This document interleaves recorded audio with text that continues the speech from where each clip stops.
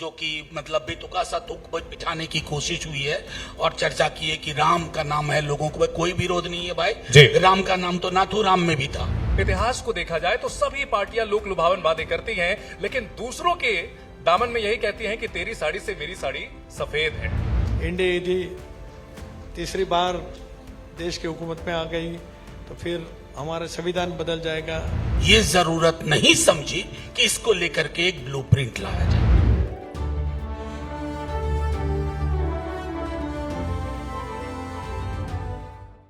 आमंत्रित हैं श्री राकेश शर्मा जी, पब्लिशर लोकमत दिल्ली और पूर्व INS प्रेसिडेंट।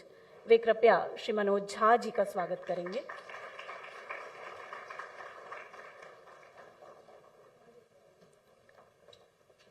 श्री मनोज झा जी का स्वागत राकेश शर्मा जी।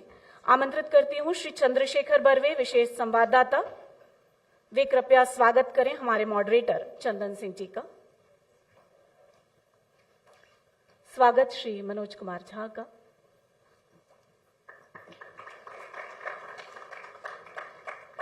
हमारे मॉडरेटर का स्वागत श्री चंद्रशेखर बर्वे करेंगे, विशेष संवाददाता। आज लोकमत नेशनल कॉन्क्लेव के मंच पर पहले पैनल में हम जिस विषय पर चर्चा करने जा रहे हैं वो विषय है लोक लुभावन नीतियों का, फ्रीबीज बिफोर पोल्स, अ बून और बेन। जो इन लोक लुभावन नीतियों के पक्षधर हैं वो कहते हैं कि ये तो जन कल्याण की योजनाएं हैं। जो इसके विरोधी कहते हैं वो कहते हैं कि इससे तो आर्थिक बोझ पड़ता है, मगर पक्षधर कहते हैं आर्थिक विकास होता है। कोई इसे संसाधनों का दुरुपयोग कहता है तो कोई कहता है इससे गरीबों को मदद मिलती है। कोई इससे निष्पक्ष चुनाव पर प्रश्न चिन्ह लगाता है तो कोई कहता है नहीं जी, इससे भागीदारी बढ़ती है। किसी को ये विकास विरोधी लगता है और किसी को ये जन केंद्रित लगता है। तो जो इसके पक्षधर हैं वो कहते हैं कि कोठियों से मुल्क के मेयार को मत आंकिए, असली हिंदुस्तान तो फुटपाथ पर आबाद है और उस फुटपाथ की ओर रोशनी होनी चाहिए। लेकिन जो इसके विरोधी हैं वो कहते हैं कि उनका दावा मुफलिसी का मोर्चा सर हो गया, पर हकीकत यह है मौसम और बदतर हो गया। तो बहरहाल विचार तो सुने जाने चाहिए, मंथन तो किया जाना चाहिए, समर्थन का हो या विरोध का, दोनों ही स्वरों का स्वागत है। मैं अब इस विषय पर विचार मंथन के लिए हमारे मॉडरेटर चंदन सिंह जी को मंच सौंपती हूँ।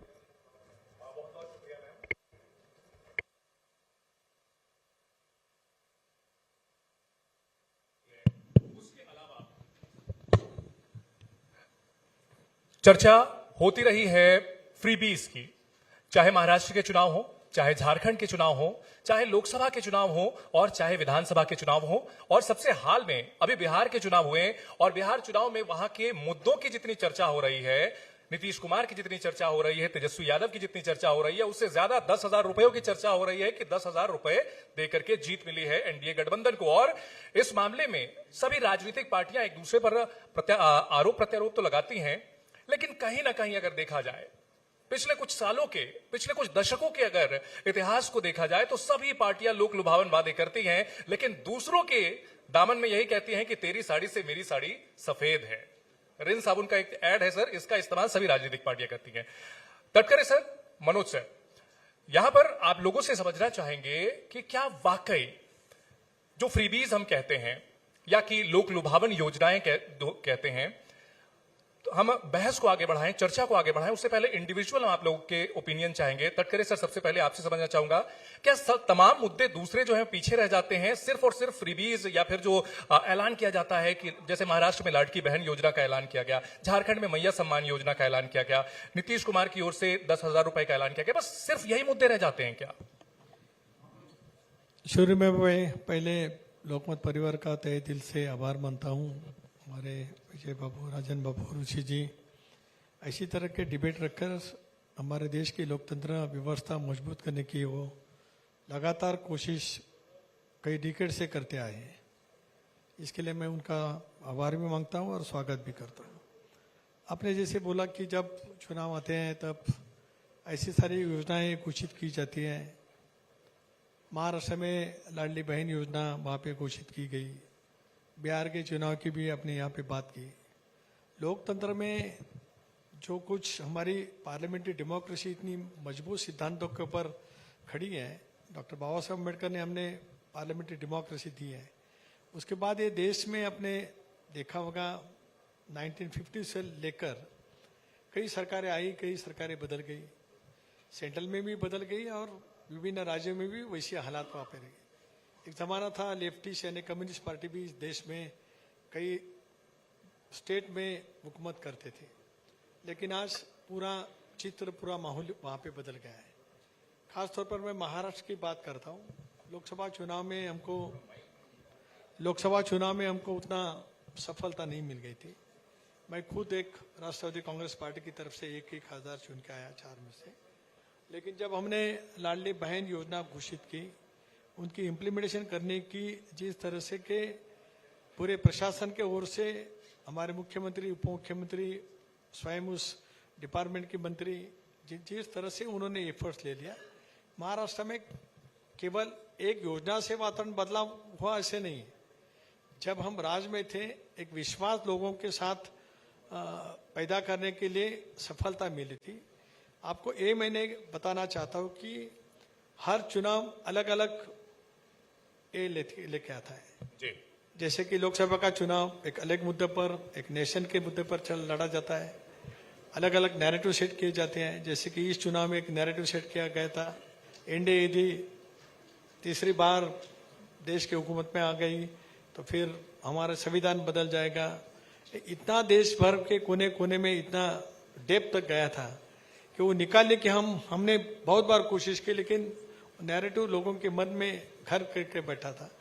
लेकिन जब विधानसभा चुनाव में हम सारे योजनाएं और 2-2.5 साल की उपलब्धि लेकर जब हम लोगों के साथ गए, मैं दावे के साथ कहता हूँ, यहाँ विजय बाबू भी हैं और राजन बाबू भी हैं।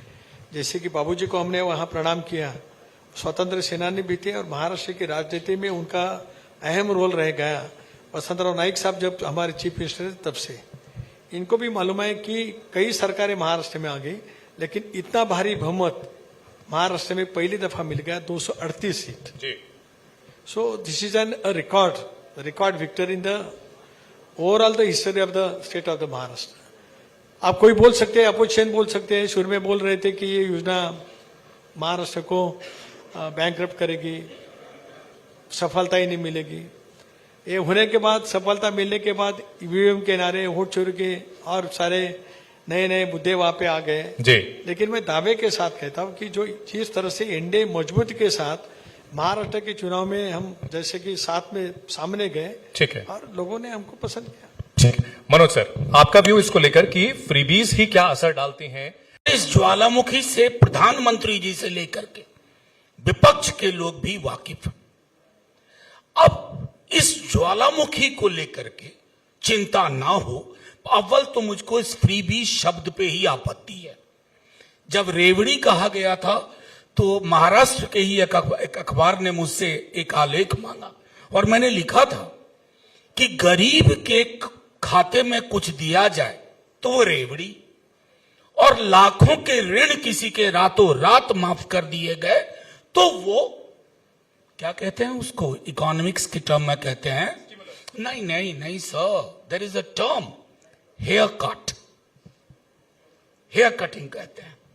तो ये जो दुर्भावनापूर्ण विचार है इस देश के निम्न आय वर्ग, गरीब और इस देश का जो अमीर तबका है, इस विभिन्नता असमानता में ये देश बहुत वर्षों तक सांस नहीं ले पाएगा। ये एक पहला पक्ष जो मैं चाहूंगा फ्रीबी या रेवड़ी कहने से पूर्व हम अपने संविधान को थोड़ा पढ़ लें। मैं एक आर्टिकल पर्टिकुलरली इन बच्चों को कहना चाहता हूं। संविधान की धारा 39(1) है, directive principles of state policy. उसमें 2 महत्वपूर्ण पहलू है। सरकार से अपेक्षा है कि संपत्ति का संकेंद्रण न हो, यानी concentration of wealth should be at a minimal level. आज की डेट में क्या हो गया है, 5 समृद्धि के टापुओं को हम भारत की विकास गाथा बताते हैं। भाई, भारत की विकास गाथा नहीं है, वो समुद्र में 5 टापुओं की विकास गाथा है। और ये शब्दार्थ में भी भावार्थ में भी है, समुद्र वाले 5 लोग। जिनका समुद्र में कारोबार है या समुद्र के किनारे कारोबार है या समुद्र से कारोबार है। दूसरा पहलू आप देखिए, वो कहता है आर्टिकल 39 इनकम इनइक्वालिटी, उसको लेकर के मैंने किसी भी सरकार को, माफ कीजिएगा, ये ना कोई समझे कि आज मैं 11 साल 11.5 साल पुरानी सरकार को कह रहा हूं। इस देश की किसी भी सरकार ने ये जरूरत नहीं समझी कि इसको लेकर के एक ब्लूप्रिंट लाया जाए। अब तीसरी चीज, अभी चुनाव हार के आया हूं, तटकरे साहब जीत के आए हैं, तो मेरी हार में पीड़ा नहीं है। आपके अखबार समेत तमाम चैनल जब चुनाव के 3 महीने पूर्व तक सर्वे कर रहे थे तो लड़ाई कांटे की थी।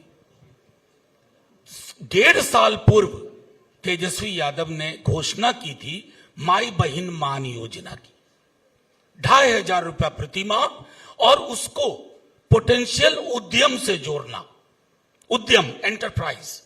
वो एक एपिसोडिक ट्रांसफर ऑफ मनी नहीं था, स्टैंड अलोन नहीं था, उसके पीछे एक हमें भी मुश्किल होती, लेकिन हमने एक ब्लूप्रिंट तैयार किया था। 4 साल 9 महीने जिस सरकार ने युवाओं पे लाठी चलवाई, महिलाओं पे लाठी चलवाई, चाहे जीविका हो, आशा हो, आंगनवाड़ी हो, 4 साल 9 महीना, 10वें महीने में 10,000 रुपए की एक राशि, और वो किस मद से है चंदन जी, आप रिसर्च करिए, उसका मद बदल करके ट्रांसफर किया गया। एक चुनाव, मैं ये नहीं कह रहा कि हम गारंटी जीतते, एक चुनाव जिसमें चुनाव वाली फीलिंग आती, चुनाव जैसा लगता, वो हमें चुनाव जैसा ही नहीं लग रहा। और तुर्रा ये कि अभी वहां रिकवरी चल रही है, क्योंकि हड़बड़ी में पुरुषों के खाते में भी पैसे चले गए। अब वो कह रहे हैं अब आप पैसे वापस क्यों मांग रहे हो, तो नहीं गलती से चले गए, तो लोग कह रहे हैं हमारा वोट भी गलती से चला गया, वापस कर दो। मैं इसको एक व्यापक संदर्भ में रखना चाहता था कि कोई भी चीज अगर इस तरह का ट्रांसफर होना तो उसका एक ब्लूप्रिंट हो, ठीक है, वो सबलीकरण के लिए हो, तात्कालिक राजनीतिक संरक्षण के लिए ना हो। सर, बहुत अच्छी बात है आपने कही कि जो सबलीकरण किया जाना चाहिए, सशक्तिकरण के लिए होना चाहिए, ऐसा ना लगे कि ये वोटर्स को रिश्वत दी जा रही है। बहुत अच्छी बात आपने कही है। सर, अब हम जो है बहस को आगे बढ़ाते हैं, चर्चा को आगे बढ़ाते हैं। सबसे पहले ये समझना चाहेंगे कि क्या इनसे चुनाव जीते जा सकते हैं, इस बात से संक्षेप में बताएं कि हां या नहीं, हां या नहीं। सर, मैं आपसे शुरू करूंगा। सर, ये हमारी कमेटी के चेयरमैन भी हैं, तो मैं प्रोटोकॉल का है बिल्कुल पालन। सर, क्या इन योजनाओं से चुनाव जीते जा सकते हैं या फिर सिर्फ ये उसमें तड़का लगाने का काम करते हैं? नहीं। सर, आप? मेरा मानना है कि जहां चुनाव कांटे का हो, वहां सत्ता पक्ष अगर ये पहले कर बैठता है तो लड़ाई थोड़ी अनिबुन हो जाती है। सर, अगर बात की जाए बिहार चुनाव की, तो बिहार चुनाव में जो नतीजे आए हैं उसमें कतई कांटे की लड़ाई का जब मामला नहीं था। दूसरी ओर आपकी पार्टी की ओर से जो घोषणा पत्र लाया गया था उसमें सभी को सरकारी नौकरी का वादा किया गया था, और उसका जो जब हम लोगों ने सारा निकाला था हिसाब किताब, तो जो मौजूदा बजट है उससे कई गुना ज्यादा था। तो यहां पर सवाल मेरा, सर आपके इसमें गुण दोष पे नहीं जाऊंगा सर, मेरा सवाल ये है कि चंदन जी, मेरा सवाल सबसे बड़ा सिंपल, में ही मैं एक सवाल बस इसमें पूछना चाहूंगा कि राजनीतिक पार्टियों को पहले ये देखना चाहिए कि फिस्कल प्रूडेंस, यानी जो वित्तीय अगर अनुशासन की बात की जाए या वित्तीय आगे वो कर पाएंगे या नहीं कर पाएंगे, क्या इस पर ध्यान नहीं देना चाहिए? बिल्कुल चंदन जी, मैं आपकी बात से 100% सहमत हूं, लेकिन ये आपका सवाल हमारे मुद्दे पे आया। 2 चीज जो स्पष्ट करूं, हालांकि बात की प्रेस कॉन्फ्रेंस में मैं, बावजूद इसके कि मैं व्यक्तिगत संकट से गुजर रहा था, मेरे पिता एक गंभीर बीमारी से जूझ रहे हैं, और मैं चुनाव से लगभग बाहर रहा, लेकिन मैं बताऊं 2 चीज जो कंफ्यूज हुई। उनका कहना था optimisation of government jobs, universalisation of government jobs नहीं था। उसको वहां के प्रेस कॉन्फ्रेंस में भी थोड़ी ये हुई। खैर चलिए, उससे महत्वपूर्ण चीज में, असल में इस तरह की घोषणाओं की शुरुआत 2014 के चुनाव में हुई थी। ये सवाल किसी मीडिया वाले ने नहीं पूछा माननीय प्रधानमंत्री जी से कि 2 करोड़ मंदिर मस्जिद गिरजा गुरुद्वारे के साइज पे प्रधानमंत्री जी नहीं चुने गए थे जी 14 में, चुने गए थे 2 करोड़ नौकरी प्रति वर्ष। ठीक है। किसी ने एक काउंटर सवाल नहीं पूछा। 5 साल बाद कि 2 पंचे 10 और 10 साल बाद 2 24 कहां गए? नहीं, ये सवाल सर जनता से है, मीडिया से है, किससे है? आपका सवाल कि प्रधानमंत्री से नहीं पूछा, क्योंकि प्रधानमंत्री अपना रिपोर्ट कार्ड लेकर के गए जनता से के बीच में, वो चुनाव जीते। मेरा सवाल ये था कि फिस्कल प्रूडेंस को लेकर राजनीतिक पार्टियों की जवाबदेही नहीं होनी चाहिए। मैं बता रहा हूं 100% मैंने सहमति से स्वर रखा था आपके पक्ष में। अगर और बेहतर चाहते हैं तो मैं आपको कहता हूं, fiscal discipline should be the first criteria when you make any kind of announcement. लेकिन फिस्कल इररिस्पॉन्सिबिलिटी जब डोमिनेंट फीचर हो जाए गवर्नेंस की, जी, फिस्कल मिसमैनेजमेंट जब डोमिनेंट फीचर हो जाए गवर्नमेंट की, तो लेवल प्लेइंग फील्ड हमारे समक्ष पूर्व मुख्य चुनाव आयुक्त बैठे हुए हैं। ठीक है। लेवल प्लेइंग फील्ड आर्टिकल 324 जवाबदेही, तटकरे साहब, जवाबदेही किसकी होनी चाहिए? मनोज जी ने जो बातें कही हैं उस पर ये जोड़ते हुए बताइए, जवाबदेही किसकी होनी चाहिए? नहीं, जवाबदारी यानी जो वादे किए गए हैं उसको पूरा किया गया कि नहीं किया गया, जवाबदेही किसकी होनी चाहिए? या फिर जो वादे लोक लुभावन वादे किए गए हैं चुनाव से ठीक पहले, वो पूरे हुए कि नहीं हुए, ये जवाबदेही किसकी होनी चाहिए? देखिए, हमारा लोकतंत्र इतना सशक्त है कि जवाबदारी जिन्होंने वादे किए पूरे किए नहीं, वो 5 साल के बाद लोग चुनते हैं। Our Indian democracy is very so strong. I have seen, you must have also observed, long so decades. जिन्होंने जो कुछ वादे रखे थे वो उन्होंने पूरे किए कि नहीं, जिस तरह से उन्होंने विश्वास दिलाने की कोशिश लोगों के सामने रखी थी, इंडियन डेमोक्रेसी मीन्स इसे one of the best example in the world. I am telling you, I am proud that I am Indian. So इसके बाद भी जब लोग वो चुनते हैं, इसका मतलब जो कुछ काम करे उसके ऊपर लोगों को भरोसा है। लोगों को भरोसा नहीं रहता है तो इतना 3 साल 3 टर्म लगातार एक ही पक्ष के नेता उस नेता की छवि को कर जब सभा का चुनाव लड़ना जाता है, तब लोग उसके ऊपर विश्वास रखते हैं ना। ठीक है। उसके बारे में भी कंट्रोवर्सी रखने की कोशिश तो होती है, विपक्ष तो काम वही है। ठीक है, वो तो करते हैं। This is an Indian democracy. Sir मैं कुछ छोटे छोटे सवाल आप लोगों से पूछूंगा कि आप ये बताइए कि वो फ्रीबीज थे या फिर वो जो है जन कल्याण की योजनाएं थी, वेलफेयर था या फ्रीबीज था? सर सबसे पहले पूछना चाहूंगा, 2009 में किसानों के लिए 73,000 करोड़ रुपए माफ किए गए थे, फ्रीबीज था, वेलफेयर था? मेरा मानना है कोई भी इस तरह की चीज जिसका एक किसानों की समस्या तो खत्म नहीं हुई जी, बदस्तूर जारी है जी। इसलिए मेरा मानना है कि इस तरह की कोई योजना जिसकी एक आर्थिक प्रणाली ना हो जी, जो सबलीकरण में तब्दील ना हो, जी, मैं उसके पक्ष में नहीं हूं। यूपीए 1 था सर, यूपीए 1 और यूपीए 2 उसमें जीते थे, किसानों की कर्ज माफी को बड़ी वजह माना गया था। आप ये कह रहे हैं कि आप भी पार्टी में थे उस वक्त? नहीं, एक बात कहूं चंदन जी, जी, पार्टी में हूं, उस यूपीए में था, लेकिन जो सच है वो बोलना चाहिए या नहीं बोलना चाहिए?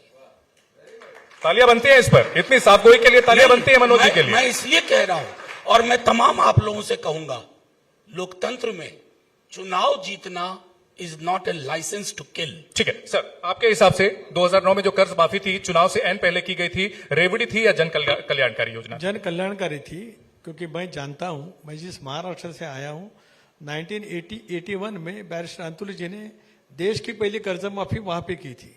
देखिए, जब किसानों के सामने कोई अड़चनी खड़ी हो रहती है तो उनको मदद करना लोकतंत्र में सरकार का काम रहता है जी। देखो, जैसे कि अभी बोले हमारे फ्रेंड मनोज जी ने यहाँ बताया, 9 में नहीं बताया, यूपीए 2 आने के बाद भी नहीं बताया जी।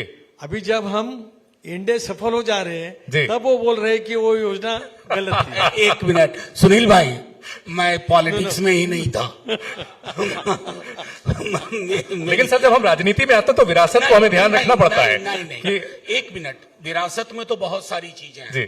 आज जब हम लोग बात कर रहे हैं और सुनील जी, चूंकि मैंने कहा ना कि हमारे चेयरमैन भी है, मैं कहना चाहूंगा मनरेगा के साथ जो हो रहा है ये सिविलाइजेशनल क्राइम है जी। आप एक राइट बेस्ड प्रोग्राम को, मैं आऊंगा सर, मेरे पास उसके लिए सवाल है, मैं आऊंगा उसके बाद।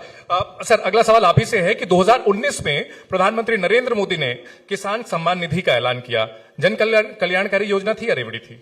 बिल्कुल जन कल्याणकारी है, सफलता मिल रही है जी। कई ऐसी योजनाएं जिसकी सफलता मिल रही है, कई कई योजना में कई दुरुपयोग भी वहां हो जाते हैं, जी। वो तो है। ठीक है सर, आप क्या कहेंगे इसको? It is every 2019 वाले scheme. किसान सम्मान नहीं, योजना? नहीं, इसका जवाब मैं थोड़ा फिलोसॉफिकल दूं। जी दुनिया के कई सारे मुल्कों में सन 1939 से लेकर के 48 तक एक व्यक्ति या एक विचारधारा लगातार चुनाव जीतती रही, तो क्या उनके दौर के तमाम कार्यों को एक गोल्डन पीस ऑफ सर्टिफिकेट मान लूं? अच्छा सवाल है, अच्छा सवाल है। पूछ रहा हूं। जी ठीक है सर, अगला सवाल मेरा, 2025 में इस बार के चुनाव में बिहार में महिलाओं को 10,000 रुपए देने का ऐलान, जन कल्याणकारी योजना या रेवड़ी? देखिए, जब चुनाव के सामने लगकर होते हैं, तब लोग, विपक्ष लोग उनके ऊपर क्रिटिसाइज कर सकते हैं। जैसे कि यहाँ पे हमारे मनोज जी ने कहा 4.5 साल कुछ किया नहीं, लेकिन जब अलग अलग राज्यों में ये योजना सक्सेसफुल होने के बाद यदि कोई राज्य उसका स्वीकार करता है तो वो जन कल्याण ही बोलना चाहिए। ठीक है एक नहीं, चंदन जी। जी, let me pitch in here. ये आपका फेवरेट टॉपिक होगा। नहीं, let me pitch in here. आप आधी अधूरी बात बता रहे हैं। जी। सिर्फ 10,000 ट्रांसफर नहीं किए गए थे, कहा गया था 1,90,000 इसके बाद मिलेगा। जी। और अब बिहार में लोग लाइन लगा के 1,90,000 मांग रहे हैं, और अगर नहीं दे रहे हो तो लोग कह रहे हैं वोट वापस, जी वोट वापस करो। ठीक है। 2024 में झारखंड में मैया सम्मान योजना का ऐलान किया गया था चुनाव से एन पहले। उस वक्त मैं जमशेदपुर में ही था, गया हुआ था और पता चला था कि जा रहे हैं वोटर्स के खाते में। रेवड़ी थी या लोक कल्याणकारी योजना नहीं, थी? मैं अभी भी कहूंगा, जी। आप मुझसे ये अपेक्षा नहीं कर सकते। इस तरह की योजनाओं में सत्ताधारी दल को एडवांटेज रहता है। जो पार्टी जहां सरकार में है, तेजस्वी जी ने एक बहुत बेहतरीन ब्लूप्रिंट दिया, जी। लेकिन क्या था कि हम अपोजिशन में थे। ठीक है। आपने, बल्कि एक चीज, माननीय मुख्य चुनाव आयुक्त पूर्व यहाँ हैं, 2 राज्यों में आपने फाइनेंशियल ट्रांजैक्शन बंद कर दिया था चुनाव एमसीसी के बाद, जी। मॉडल कोड ऑफ कंडक्ट में। मैंने 5 अक्टूबर को चिट्ठी लिखी चुनाव आयोग को, डू यू बिलीव, एक्नॉलेजमेंट तक नहीं आया। ठीक है। जबकि 2 राज्यों में आपने एमसीसी में उसको बंद कर दिया था। तो ये स्पष्ट है, सत्ताधारी, मुझे लगता है एक Advantage। माइक हम कुरैशी साहब के और भी बढ़ा देते तो इस चर्चा में और मजा आ जाता, लेकिन ठीक है। सर, अगला सवाल आपसे है मेरा कि अगर मान लीजिए जन कल्याणकारी योजनाओं की बात की जाए सशक्तिकरण के लिए, लेकिन कुछ सवाल, पुजारी इमाम को वेतन दिया जाता है, बिजली पानी फ्री ऐलान की जाती है, colour TV, mixie free, laptop free दिया जाता है, पूजा पंडालों को नकद दिया जाता है, स्मार्टफोन दिया जाता है, कैश दिया जाता है। ये लोक कल्याणकारी योजनाएं हैं सर, या ये सब कुछ रेवड़ी है? देखिए, अलग अलग सोच अलग अलग योजना के बारे में हो सकती है। There can be the difference of the opinions because of this all the schemes of individual benefit schemes, जी। But ultimately such a huge population in our country and that too of various reasons, various caste, भाषाएं अलग अलग रहती हैं। हमारे देश विभिन्न राज्यों में सब एक लोकतंत्र में इकट्ठा हो गया है। जी। इसके लिए कई जो पिछले राज्य ऐसे है कि जहां ऐसी योजना की जरूरत, आवश्यकता ज्यादा है। जी। महाराष्ट्र जैसा स्टेट जो प्रोग्रेसिव स्टेट माना जाता है, जब उनकी स्थापना वहीं से, वहां का कोऑपरेटिव का मूवमेंट बहुत अच्छे तरह से वहां पे डीप रूट तक गया। गन्ना की वहां पे खेती ज्यादा होती है, इसके लिए भी हो गया। इसके लिए इसका मतलब नहीं कि महाराष्ट्र की ऑल रीजन में वैसी स्थिति है। जी। कई ऐसी स्थिति है जैसे कि 71 तालुकाज है कि वहाँ डॉटपोन तालुकाज है, वहां ऐसे योजना की आवश्यकता रहती है। ठीक है सर, रिस्पॉन्ड अब कीजिए। मैं एक बात, इसको आपके सवाल का बहुत अच्छा आपने लेकिन कई सारी चीजें क्लब कर दी कि पुजारी, इमाम और उसमें लैपटॉप वगैरह। जी। लैपटॉप डिजिटल डिवाइड को, जो कि इनकम इनइक्वालिटी से पैदा होता जी। है, उसको भरने का एक साधन है। लेकिन आपके ये पुजारी और इमाम वाले पे मैं थोड़ा आपको पीछे ले जाऊंगा जी। कि संविधान सभा की बैठक में जहां पंडित नेहरू, जवाहरलाल नेहरू थे, बाबा साहब थे, मौलाना आजाद थे, महात्मा गांधी का पीछे से संरक्षण था, अगर उनके समक्ष उस वक्त ये प्रपोजल आता, सब मिलके खारिज कर देते जी। कि राज्य की इसमें कोई भूमिका नहीं होनी। ठीक है। लेकिन अगर बात की जाए, सभी राजनीतिक पार्टियों की ओर से ये कदम उठाए जाते हैं और चुनाव से पहले ऐलान किया जाता है। आपने बड़ी ही साफगोई से स्वीकार किया कि सत्ताधारी पार्टी को एडवांटेज रहता है इसमें, क्योंकि उनके पास जो है बजट होता है। लेकिन इन सब के बीच क्या सरकारों पर यह पाबंदी होनी चाहिए? क्या चुनाव से पहले सरकारों पर यह पाबंदी लगा देनी चाहिए 6 महीने पहले कि भाई आप जो है आप कोई नई योजना का ऐलान नहीं कर सकते? There is no any harm for doing that. जी 6 महीने पहले पाबंदी लगाने का है तो लगा सकते हैं ना। जी तो जो कुछ लोग कल्याणकारी सरकार हो तो उनकी कार्यकाल में भी कर सकते हैं। It is always there. See our Indian democracy seen many governments. क्या इसके लिए क्या इसके लिए लीगल कोई कॉन्स्टिट्यूशनल कोई तरीका अपनाया जा सकता है कि अब आप जो है चुनाव से एन पहले प्रभावित करने के लिए कोई कदम ना उठाए जाए? क्या इसमें किया जा सकता है? इलेक्ट्रल रिफॉर्म्स की चर्चा अभी बहस पार्लियामेंट में हो ही गई थी। जी अलग तौर पर विपक्ष ने ले गई है। जब ऐसी होती है चर्चा तब एक ऐसे अच्छे सुझाव वहां पे। लेकिन सर सुझाव के स्तर पर रह जाता है सर। 2013 में चर्चा हुई थी, सुप्रीम कोर्ट में मामला पहुंचा था, पिटीशन भी दाखिल किए गए थे। आरबीआई ने फिस्कल प्रूडेंस को लेकर के जो है राज्यों को कहा था कि भाई आप लोगों का घाटा जो है बढ़ता चला जा रहा है। 59 लाख करोड़ के आसपास भारत के राज्यों पर जो है कर्ज बढ़ता गया है।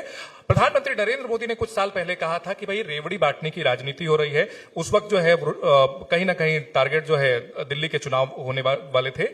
हर मोर्चे पर सवाल उठता है, लेकिन इस पर कदम क्यों नहीं उठाए जाते? क्या इसकी वजह यह है कि बेनिफिशियरी बदलते रहते हैं? आज आप सत्ता पक्ष में हैं, कल आप सत्ता पक्ष में आएंगे तो हो सकता है उस वक्त आपके लिए यही तरीका फायदेमंद हो।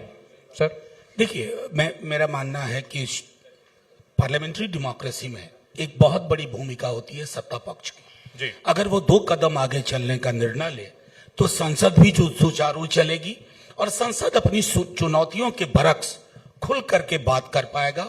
इसकी समग्रता में बातचीत में कहीं कोई संदेह नहीं है। जैसे आपने कहा 6 महीने सरकार जो 1 नेशन 1 इलेक्शन कर रही है, हालांकि it's a very bad idea.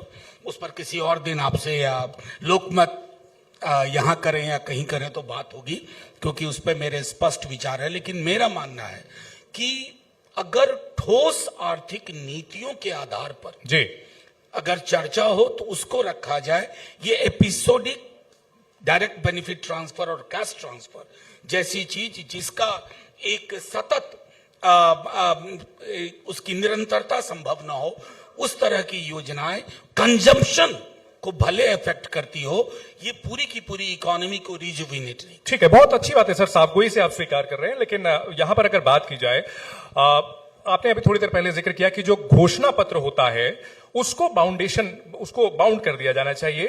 क्या इसको लेकर एक शैडो बजट नई राजनीतिक पार्टियों की ओर से आना चाहिए कि हम जो ऐलान कर रहे हैं, आप जिस तरह के बजट होता है, अगर मान लीजिए बिहार का बजट जो है 2 लाख करोड़ रुपए का है, तो उसी बजट में हम कैसे उसको लागू करेंगे, ये चीज होनी चाहिए और ये सभी पर कंपल्सिव होना चाहिए। सर नहीं, मैं सहमत हूं आपसे इस बात को लेकर के।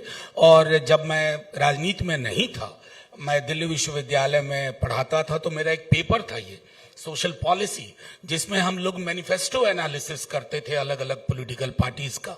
हालांकि उस वक्त मैनिफेस्टो बहुत बड़ी चीज हुआ करती थी।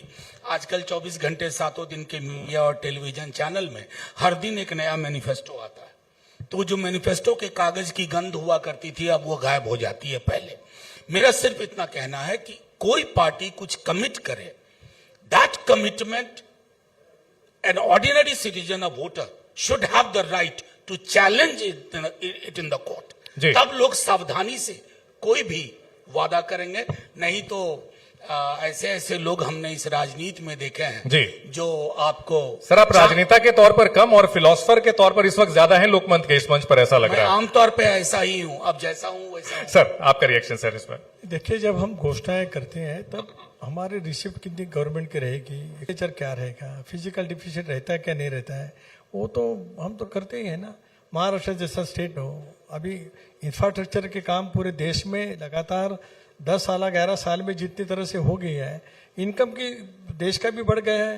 अभी जीएसटी आ गई, पहले तो सेल्स टैक्स था, तो कई नए बदलाव कर प्रणाली में भी लेकर जी इस सरकार ने अर्थव्यवस्था मजबूत करने का भी प्रयास किया है और उसमें उनको उपलब्धि भी आ गई है। We are succeeded in that.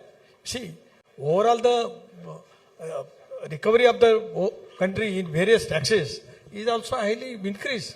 You must accept that. When democracy is there, जब प्रगति होती है तो प्रगति के मुताबिक अलग अलग जो हम लोगों के ऊपर टैक्सेस लगाते हैं, लोग टैक्स देते हैं, तो टैक्स देने के बाद भी उनके मन में कोई आशा रहती है कि कहीं इंफ्रास्ट्रक्चर हो जाए। देखिए, अभी हमारे सब एयरपोर्ट देख सकते हैं आप, रेलवे की व्यवस्था देख सकते हैं, हमारे हाईवे देख सकते हैं। ये तो इंफ्रास्ट्रक्चर ये देश में अच्छी तरह से हो गया, लोग मानते हैं ना। ऐसे थोड़ी है जी। कि कई खाली घोषणाएं हो गई है and nothing has been implemented so far. It is not like that. अच्छा, एक चीज Because बताइए I सर। have seen both the government. जी I had been once upon a time the part of the UPA. Lately, though you have joined the NDA, but in an analysis, not in a political analysis, but as a layman analysis, it seems to be a difference. Every government and every the leader, they have their own, not only the political ambitions is different, जी but their ideology and their देश के प्रति उनका जो कुछ बदलाव करने की कोशिश करने में उनके मन में जो कुछ है वो हम उपलब्धियां देख सर, सकते जब हैं. ऐसी योजनाओं का फायदा दिया जाता है तो ये सवाल उठाए जाते हैं कि जो अमीर किसान हैं उनको कर्ज माफी का फायदा मिला. कहीं पर मैं ये पढ़ रहा था कि जो किसान लग्जरी गाड़ियों की कीमत एक मुश्त कैश देकर के चुका सकते हैं उनको भी कर्ज माफी का फायदा मिला था. तो जो पात्र हैं उनकी आइडेंटिफिकेशन नहीं होनी चाहिए कि कौन पात्र है कौन पात्र नहीं है. देखिए, मैं दावे के साथ क्या कहना चाहता हूँ, महाराष्ट्र में जब कर्ज माफी होती है तो 2 एकड़ तक होती है. इसका मतलब जिसके पास 50 एकड़ खेती है उनको उसका फायदा नहीं मिल रहा है. जी नहीं मिल रहा है. मैं दावे के साथ कहता हूँ, very confidently I am telling you here, there can be abuses in 10-5% here and there. Likewise, in Lalani Bain Yojana, there can take some misadvantage. It is everywhere there. But now the new implementation era जो मोदी जी ने लाया है, DBT, direct Benefit transfer, so कहीं बीच में जाता ही नहीं, direct goes to the beneficiaries.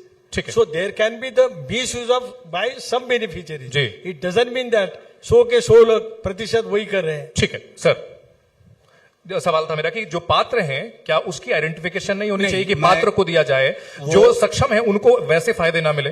Sunil भाई एक बहुत अमीर, रिलेटिवली अमीर राज्य से आते हैं और मैं सबसे गरीब राज्य से आता हूं. जी तो ये तो हम दोनों का फर्क रहेगा सोच का. हमने मुफलिसी अपने आसपास बहुत देखी है, इन्होंने कुछ इलाकों को छोड़ दो तो उतनी मुफलिसी नहीं देखी है. अब ये 10,000 रुपए को अगर मैं देखूं और मेरे राज्य की रेवेन्यू को एक बार आप अपने वेबसाइट पे चेक कर लीजिए, मेरा राज्य कोलैप्स करने वाला है 1 साल के अंदर. किस तरह से सर? देखिए, आप जब इस तरह की कोई योजना लाते हैं, मैंने कहा ना मद कहां से है, जी और उसके बाद अगर आपने 2 लाख रुपए का वादा किया था तो उसके लिए आपको तो सेंट्रल गवर्नमेंट ने एडिशनल फंड नहीं दिया जी. और अगर फंड दिया भी है तो वो किस नाम का फंड दिया हुआ है. कई तरह की चर्चा है कि आपने इंफ्रास्ट्रक्चर के मद के फंड को इधर ट्रांसफर किया. खैर चलिए, आप चुनाव जीत गए, all the best.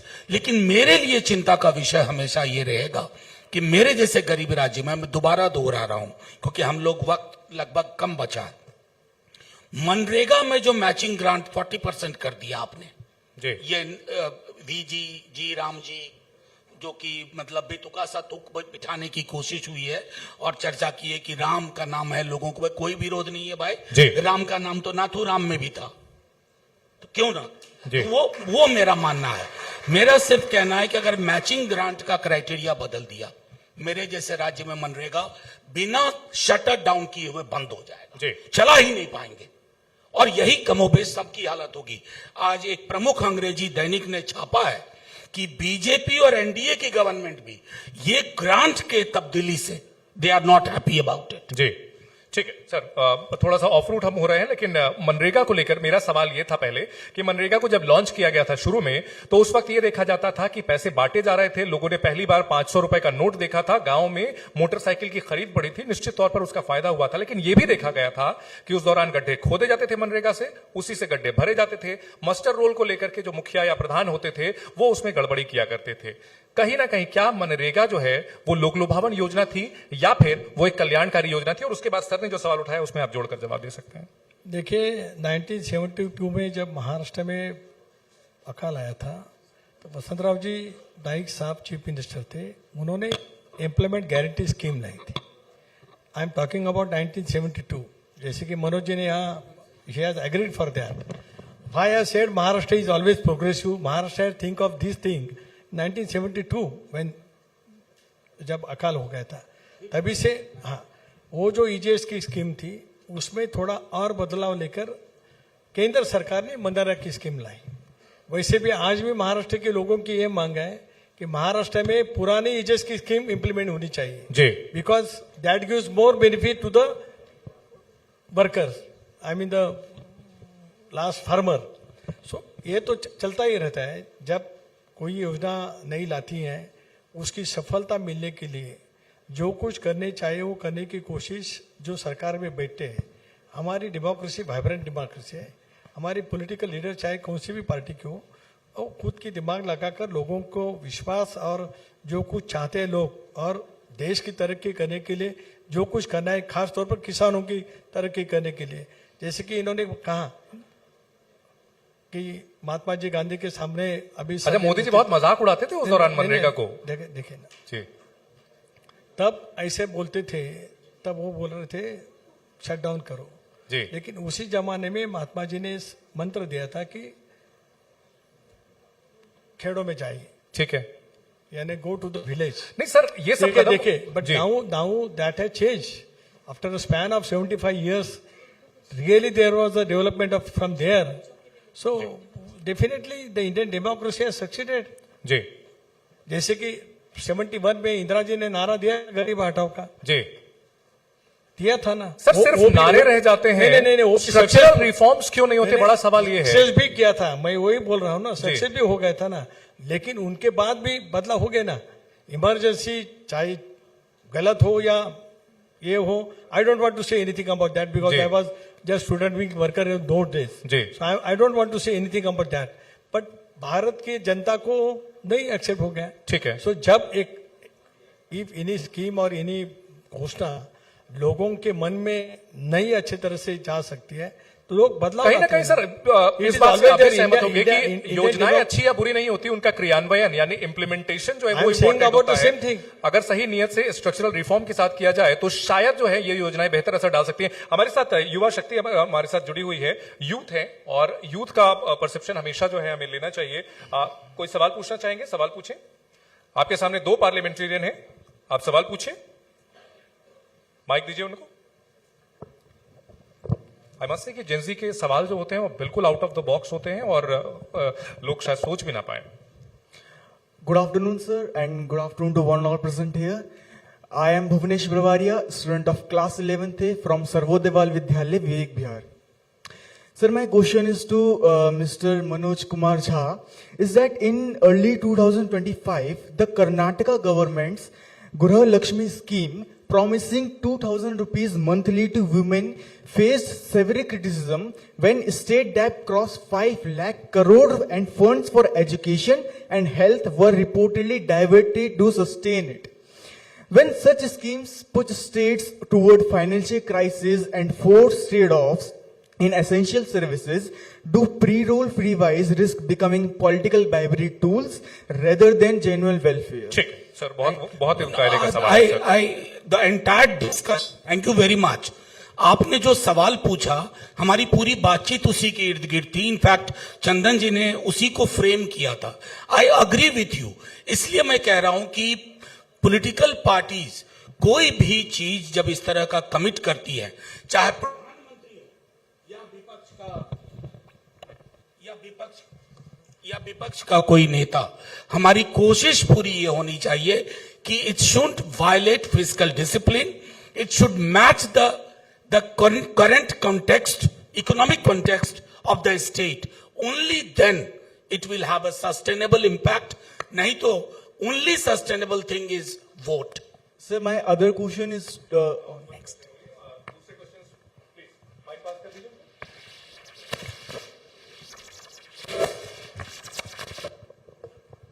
Good afternoon, sir. Sir, I am a student of IIT Delhi. My name is Pranay Kumar. Sir, my question to you is that if we compensate everyone that you have to do what you have promised to the people, and they are promising freebies and money, then one of the important things like research, space programs, and many other things that are very important for our country will face a lot of problem due to scarcity of the revenues, because all the revenues will be going to these things.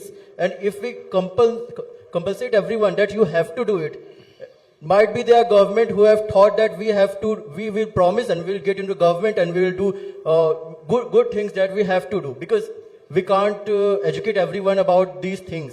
But if you think that freebies are getting distributed in the people, these things will not run smoothly, and our education budget is also very low due to these things. ये leader का और जो सरकार चलाते हैं उसके political will का सवाल है।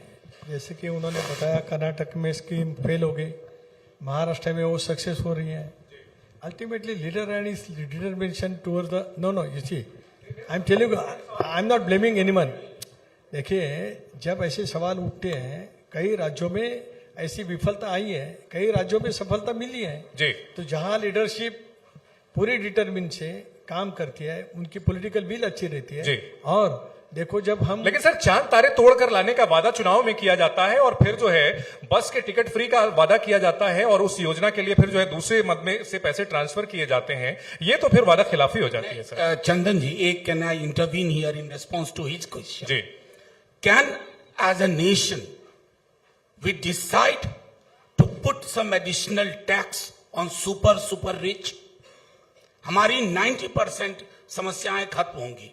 सुपर रिच की जो रिस्पॉन्सिबिलिटी है उसके बारे में गांधी से बेहतर किसी ने नहीं लिखा था। सर ये समस्या ये सवाल जो है भारत ही नहीं अमेरिका में भी चल रहा है और इसको लेकर के भी वहां पर विरोध चल रहा है। तो ये इंटरनेशनल क्वेश्चन है, इसको तो हम लोग छोड़ देंगे सुपर रिच क्योंकि कहीं ना कहीं जो जॉब क्रिएटर्स हैं हम उनको पूरी तरह से ये अभी पिछले कुछ सालों में ये देखा गया है कि हमारे यहाँ से नेट एफडीआई जो है वो कम हो रहा है क्योंकि हमारे जो बिजनेस पर्सन है वो बाहर जाके निवेश कर रहे हैं। तो हम ये रिस्क नहीं ले सकते कि जॉब क्रिएटर्स को उनके ऊपर ज्यादा टैक्स लगाएं कि वो बाहर चले जाए क्योंकि वो जॉब क्रिएटर्स है। सर तटकरे सर जो सवाल सर उठा रहे हैं इसमें क्या सुपर रिच के ऊपर ज्यादा टैक्स लगाना एक तरीका हो सकता है?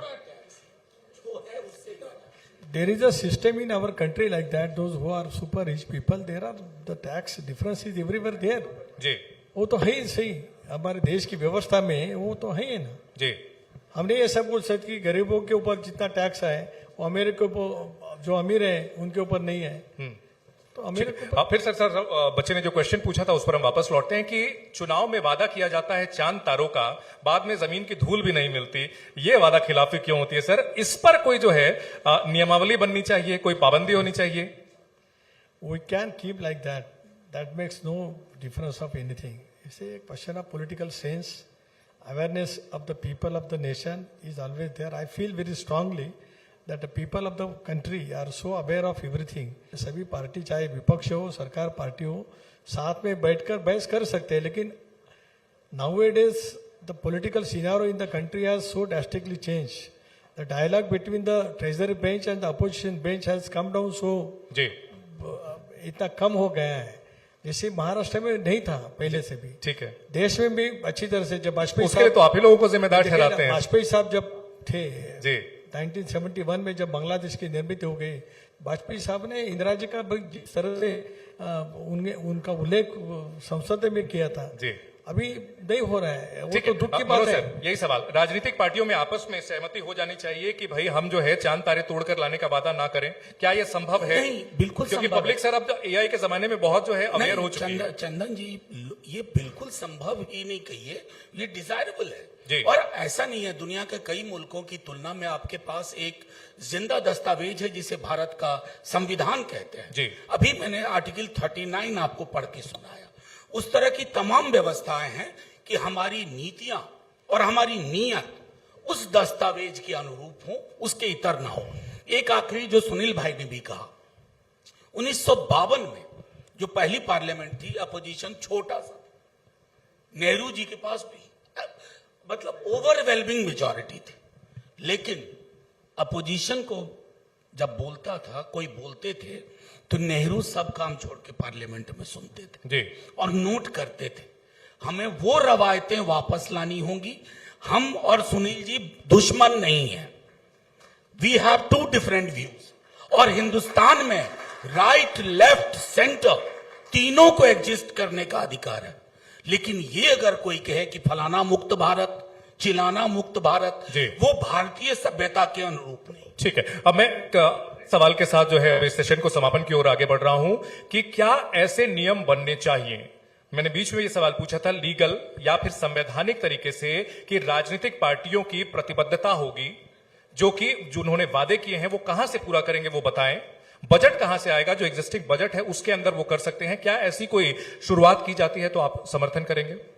बिल्कुल समझ आपकी पार्टी समर्थन करेगी? बिल्कुल। और इसको मैं तो आपसे एक स्टेप आगे गया था जी। मैंने कहा कि इसको ऐसा बना दीजिए कि इट शुड बी, अगर वायलेशन होता है it should be challenged in the court. लेकिन सर इसमें फिर आपकी पार्टी से जब पूछा जा रहा था कि जो एक एक नौकरियां हर परिवार में देंगे कैसे दिया जाएगा, तो उस वक्त तेजस्वी जी ने कहा था कि ब्लूप्रिंट तैयार है, ये नहीं बताया था कि ब्लूप्रिंट है क्या।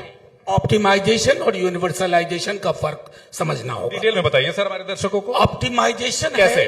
ऑप्टिमाइजेशन का मतलब होता है जब हम कहते हैं हर जगह पहुंचेंगे, तो ये दिमाग में रहता है कि जैसे जब 22 से 24 वो उप मुख्यमंत्री थे, तो उनके शामिल होने की पहली शर्त थी कि मैं सारी वैकेंसीज को क्यूमुलेट करूंगा, और तकरीबन 5.5 पैसे लाख, कहां से आएंगे? 5.5 वही तो हम पूछ रहे थे कि पैसे कहां से आएंगे। पूरी बात सुन लीजिए। 5.5 लाख रुपए, 5.5 लाख नौकरियां मिली, हर टोले में लगा कि मेरे टोले में फलाने को मिला। ठीक है। तो ऑप्टिमाइजेशन का मतलब होता है मेकिंग इट अपीयर क्लोजर, ठीक है, रादर देन यूनिवर्सलाइजेशन। ठीक है। और उसके लिए संभावना है जी। अगर आप बजट को रीडू करके देखें बिहार को जी, अब तो फिर हम 5 साल बाद ही चलिए सोचेंगे। 5 साल बाद जो है उस पर निश्चित तौर पर हिसाब देंगे। सर वही सवाल, आखिरी सवाल, कि क्या इसके लिए कोई लीगल, क्या कोई कॉन्स्टिट्यूशनल, कोई एक ऐसा स्ट्रक्चर बनना चाहिए, फ्रेमवर्क बनना चाहिए कि राजनीतिक पार्टियों को कंपल्शन होगी जो वादे किए हैं वो निभाइए आप? Yes, it is most welcome.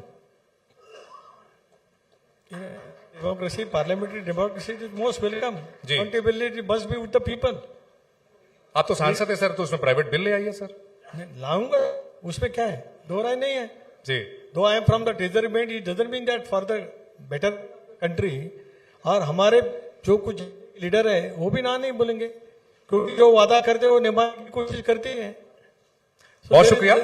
जो वादा करते हैं वो निभाने की कोशिश करते हैं, और जो वादा किया वो निभाना पड़ेगा। जिस दिन जनता ये पूछने लगेगी अपने नेताओं से, उस दिन नेताओं को भी ये कंपल्शन होगी कि वादे वही करें जिनको वो निभा सके। बहुत शुक्रिया सर आप दोनों का। सुनील तटकरे सर, मनोज झा सर, हमारे साथ इस सेशन में जुड़ने के लिए। Ma'am, over to you.